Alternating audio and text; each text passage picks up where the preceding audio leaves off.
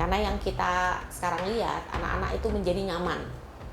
Duduk, kemudian mendapatkan sesuatu, sehingga dan kehidupannya pun jadi bebas. Berbagai macam alasan ya, alasan tidak, kalau dagang tidak laku, tapi kan itu kan bicaranya adalah semangatnya. Kita melihat ada semangat yang mulai menipis, karena di situ kita sudah mulai hidup dalam situasi yang hedon.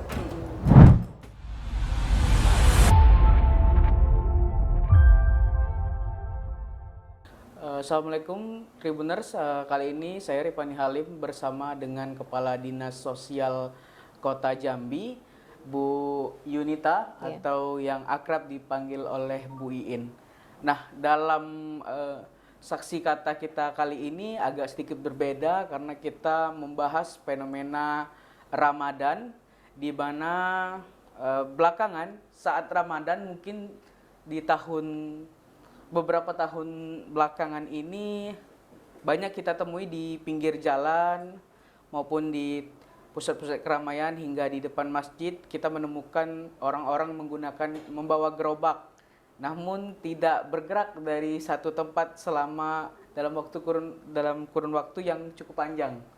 Nah, untuk lebih detailnya kita akan mewawancarai Bu Yunita atau Bu In. Terima kasih Bu In sudah hadir di Tribun Jambi. Iya, terima kasih juga Mas sudah diundang di Tribun Jambi. Oke Bu, Bu In mungkin selama Ramadan ini Bu, apa aja sih mungkin yang dilakukan dinas sosial dengan gepeng, kemudian manusia-manusia gerobak yang sempat saya tanyakan.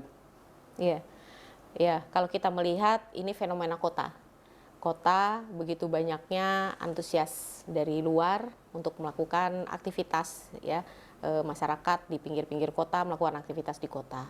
Dan memang dalam 3 tahun, kebetulan saya hampir 3 tahun ada di dinas sosial, saya melihat memang perkembangannya meningkat, apalagi di bulan Ramadan.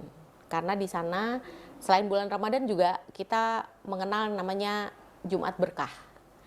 Ya, banyak dalam posisi hari Jumat ini banyak yang bersedekah, dan ini mungkin akhirnya dimanfaatkan menjadi mulai dari orang gerobak, kemudian ada manusia juga yang disebutnya manusia karung, kan seperti itu, yang duduk dalam waktu yang lama, tapi mereka tidak melakukan pemungutan barang atau kita sebut sebagai pemulung gitu ya. Nah, itu yang jadi masalah, dan ini juga bertambah banyak.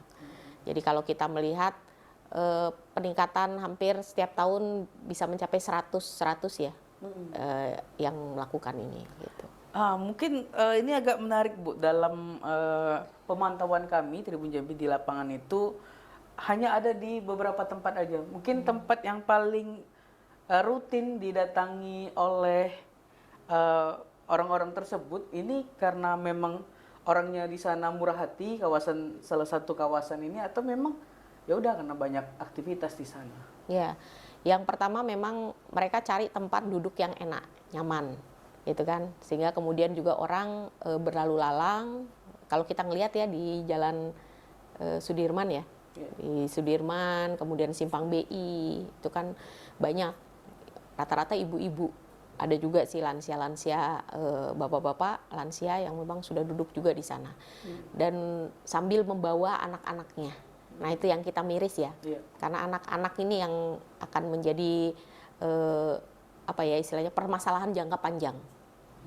Karena yang kita sekarang lihat, anak-anak itu menjadi nyaman. Duduk, kemudian mendapatkan sesuatu, sehingga dan kehidupannya pun jadi bebas. Tidak lagi diikat oleh aturan kapan belajar, walaupun sebagian besar rata-rata sekolah. Nah, namun jadi kita melihat bahwa inilah tingkat kebebasan anak-anak yang kita lihat kalau sekarang di SR ya. Kebetulan dinas sosial juga berkoordinasi SR untuk Kota Jambi, kita ada 100 anak SMA. Ini juga kita lihat karena rata-rata anak-anak di situ adalah anak-anak dalam desil 1 dan 2. Dan itu memang ada sedikit kesulitan kita karena anak-anak akan sulit diatur karena dia lebih banyak bebas di jalan. Itu akibat jangka panjangnya ya, kita membiarkan anak-anak ikut duduk di simpang. Gitu. Bu, sebenarnya dalam fenomena ini ada waktu-waktu tertentu juga, Bu ya? Ya, kalau hari Jumat kita lihat itu pasti pagi jam 9 itu sudah ramai di daerah Pasir Putih. Iya.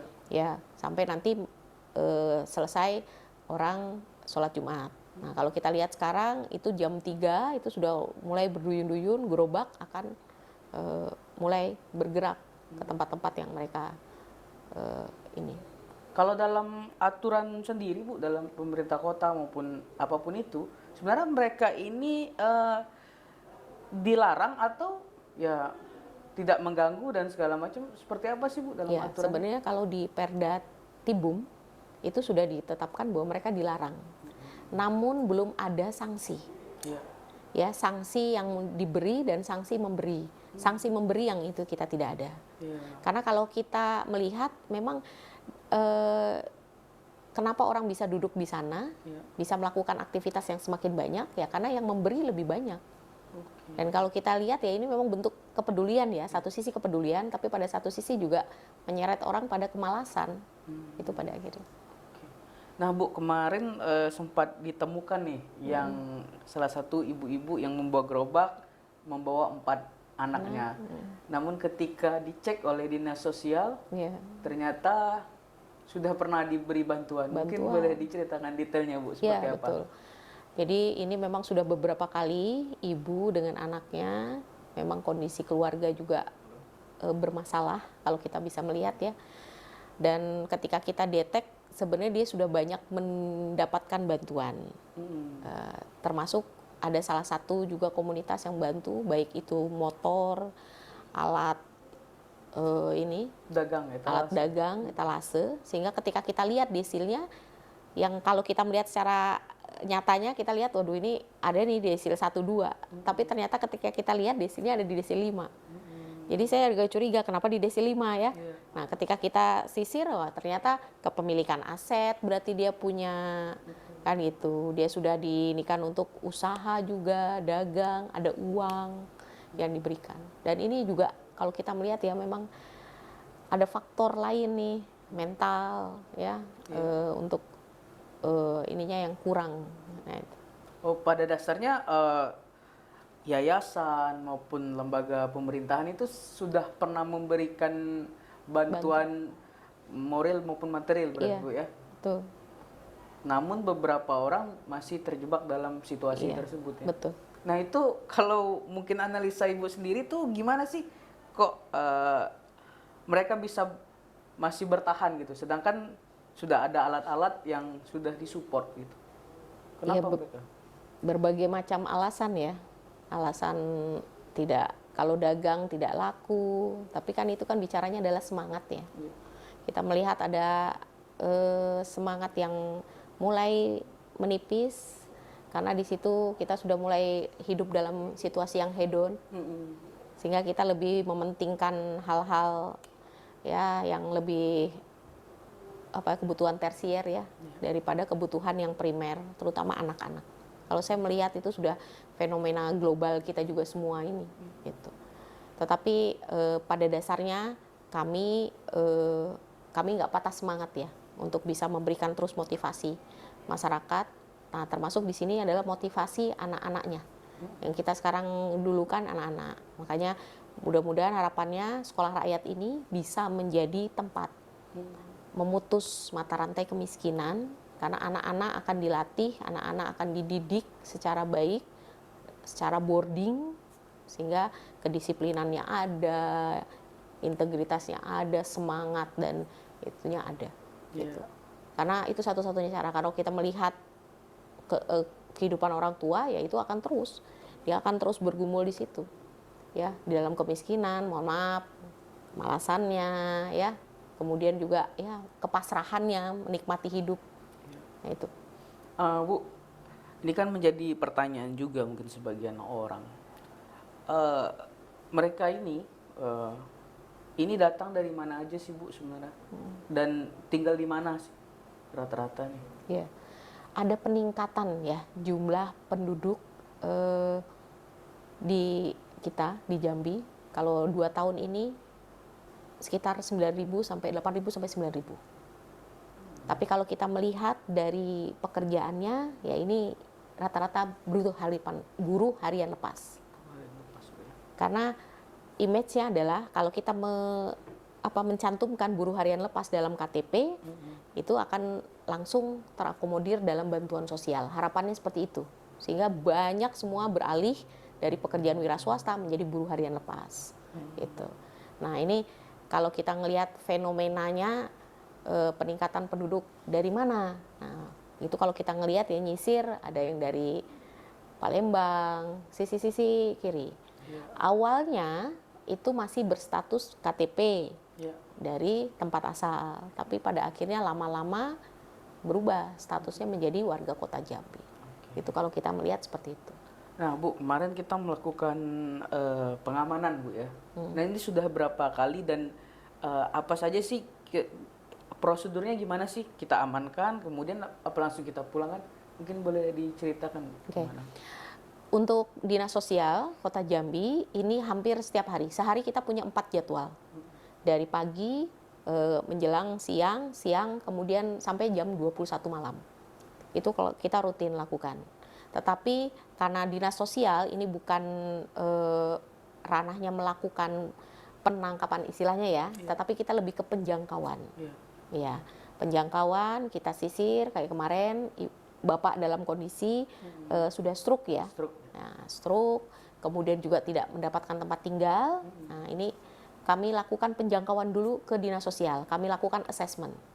Untuk kita lihat sebenarnya apa. Kebutuhan dia mengemis, kalau kami tanya adalah untuk kebutuhan dia berobat. Nah, kami berikan alternatif. Nah, saat ini kami lakukan, kami antar ke Aliyatama untuk dia bisa lakukan terapi. Jadi setiap hari kita lakukan antar ke sentra Aliyatama, karena sentra Aliyatama menyediakan tempat untuk fasilitas terapi untuk yang kurang mampu. Jadi gratis. Itu yang kita lakukan. Artinya kita melakukan upaya itu supaya dia sehat. Nah, posisinya sampai hari ini masih di Dinas Sosial. Ya. Makan, insya Allah kami akan terus support semangatnya, motivasi. Kami punya 4 guru tahfiz agama, itu juga kami lakukan supaya ada semangatnya dalam ruang religi, ya. Itu yang sehingga nanti mudah-mudahan kesehatannya bisa membaik. Nah, dari penjangkauan. Kalau seandainya KTP-nya bukan KTP kota, kami pulangkan ke daerah asal melalui Dinas Sosial setempat. Seperti itu. Tetapi kalau memang dia warga kota, kami coba telusuri keluarganya, yaitu kami coba mediasi keluarga untuk melakukan proses reunifikasi namanya. Seperti itu. Berarti kalau yang di dalam kota sendiri nanti kita pulangkan ke keluarganya? Ke keluarganya. Tetapi melalui itu juga RT, kemudian kelurahan? Iya, kita akan tembuskan sekarang RT, lurah harus tahu sehingga bisa dilakukan monitoring. Sehingga bisa terus dilacak. Sebenarnya kita sudah banyak memberi, misalnya bantuan sudah kita beri, tetapi ternyata masih juga melakukan aktivitas seperti itu. Nah itu masih banyak juga seperti itu. Iya Bu, mungkin kalau edisi berbagi saat Ramadan ini udah jadi tradisi Bu. Iya. Mungkin alternatifnya Bu, bagi orang-orang yang ingin berbagi di jalan atau alternatifnya lah mungkin dari Dinas Sosial. Gimana sih baiknya? Ya, tahun ini alhamdulillah kebijakan Pak Wali untuk ASN juga, OPD itu memberikan bantuan melalui panti. Ada panti kita, ada 54 panti anak. Ya, itu juga harus menjadi peduliannya dari kita. Nah, kemudian juga ada panti lain, lansia, ODGJ, itu kan sudah memang banyak. Kemudian juga ada masjid, ya, ada juga rumah sakit. Jangan lupa, banyak juga orang-orang yang di rumah sakit menunggu pasien dalam kondisi yang memang juga kekurangan. Itu salah satu tempat itu yang memang kita itu yang perlu dibantu, gitu. Alhamdulillah itu berjalan tahun ini dan mudah-mudahan juga diikuti oleh masyarakat. Daftar panti itu dalam IG-nya Dinas Sosial kita sudah tampilkan, mudah-mudahan tergerak hatinya. Daripada kita memberi di jalan, mending kita beli di tempat-tempat yang memang butuhkan. Insya Allah lebih barokah. Oh, berarti di akun Instagram Dinas Sosial Iya. juga aktif juga Bu ya? Betul, betul. Oke. Ya, mungkin itu saja Tribuners. Kepada Bu Iin juga terima kasih sudah memberikan pencerahan, kemudian juga sebenarnya sudah memberikan solusi Bu ya. Ya, Namun beberapa orang mungkin belum tergerak hatinya untuk berubah dari situasi yang sulit. Mungkin semoga para orang-orang yang ada di jalan bisa berubah, karena juga bisa ke dinas sosial untuk belajar lagi mungkin Bu ya. Itu saja mungkin Tribuners, sekian dan terima kasih. Download Tribun X sekarang, menghadirkan lokal menjadi Indonesia.